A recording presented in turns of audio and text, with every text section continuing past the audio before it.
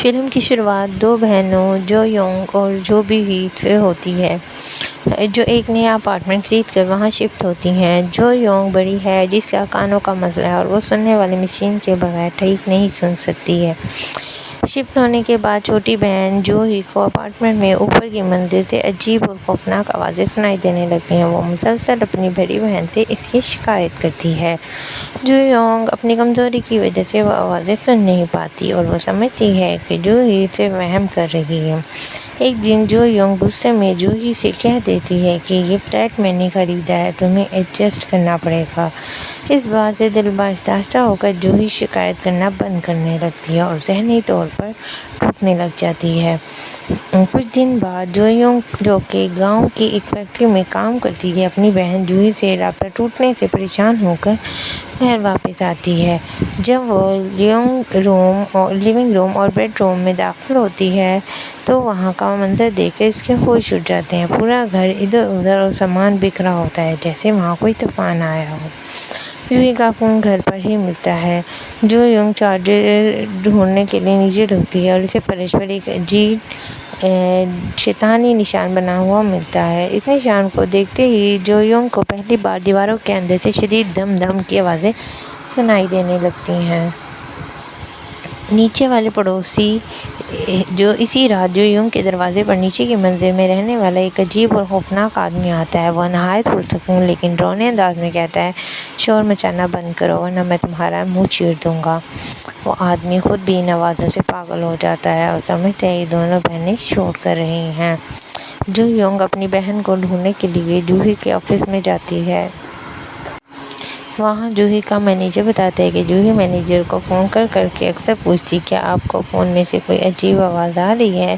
جبکہ مینیجر کو کچھ سنائی نہیں دیتا تھا۔ کی ہون آفس میں جو یونگ کی ملاقات جوہی کے بوائے فرینڈ کے قریبی دوست کی ہون سے ہوتی ہے۔ کی ہون جو یونگ کی حالت دیکھ کر جوہی کی تلاش کرنے میں اس کی مدد کرنے کا فیصلہ کرتا ہے۔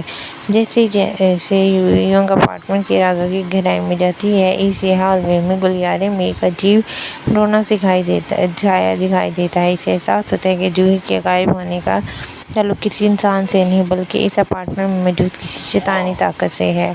جو آوازیں بلڈنگ میں گونج رہی ہیں وہ اصل میں موت کا ایک مالون شور ہوتا ہے جو اس عمارت میں رہنے والوں کے دماغ پر اثر انداز ہو کر انہیں پاگل کر دیتا ہے۔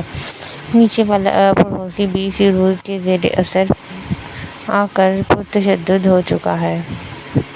جو یونگ اور کی ہون جب فلیٹ کے خفیہ اور تاریک حصوں کی تلاش کرتے ہیں تو بلا جوہی مل تو جاتی ہے، لیکن اب وہ پہلے جیسی انسان نہیں رہی۔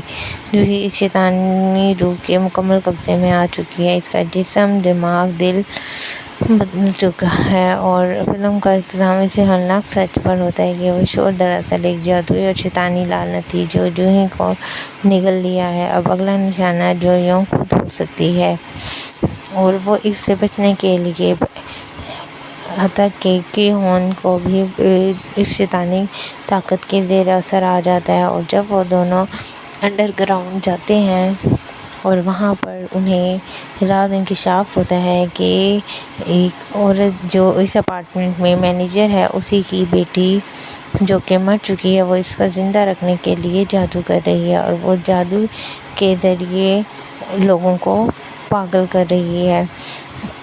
وہ چاہتی ہے کہ لوگ اس راز میں گم رہیں۔ حالانکہ لوگوں کو پتہ ہوتا ہے کہ اس کی بیٹی مر چکی ہے، مگر وہ بچی اپنی ہی ماں کو دکھائی دیتی ہے۔ جب جو یونگ مینیجر کے گھر جاتی ہے، وہاں جا کر دیکھتی ہے کہ وہاں ایک بچی ہے اور اس کی ماں ہے، مگر اسے لوگوں سے بعد میں پتہ چلتا ہے کہ اس مینیجر کی بیٹی مر چکی ہے اور پھر اسے اندازہ ہوتا ہے کہ اس سب میں اسی کا ہاتھ ہے اور اس کی بہن کے بھی گھومنے میں اسی کا ہاتھ تھا اور شیطانی اثر جو ہے اس کی بہن پہ ہو چکا ہے اس عورت کا ہی ہاتھ تھا۔